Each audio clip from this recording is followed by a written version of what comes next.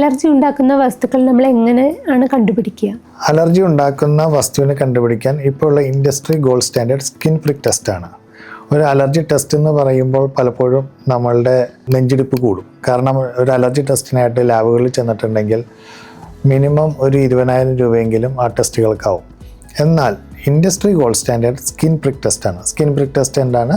വളരെ ലളിതമായിട്ട് ഈ അലർജി ഉണ്ടാക്കുന്ന വസ്തുക്കളിൽ ചിലപ്പോൾ ആഹാര സാധനമാവാം, പൂമ്പൊടികളാവാം, പൂപ്പലാവാം, മറ്റു പല പൊടികളാവാം, ഡസ്റ്റ് മൈറ്റ്സ്, കോക്രോച്ച്, ഉറുമ്പുകൾ, കൊതുക്, അങ്ങനെയുള്ള എന്തുമാവാം.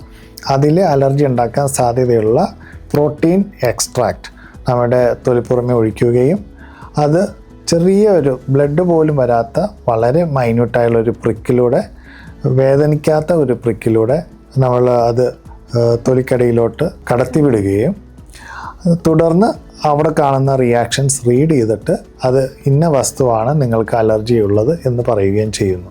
ഇത് വളരെ സിമ്പിളാണ്. ഇമ്മീഡിയറ്റ് ആയിട്ട് റിസൾട്ട്സ് ലഭിക്കുന്നു. 15 മിനിറ്റിനുള്ളിൽ നിങ്ങൾക്ക് പോസിറ്റീവാണോ നെഗറ്റീവാണോ എന്നറിയാൻ സാധിക്കുന്നു. അതുമാത്രമല്ല, ചിലവ് ഇതിൻ്റെ 10-1 8-1 ഒക്കെ ചിലവ് വരികയുള്ളൂ.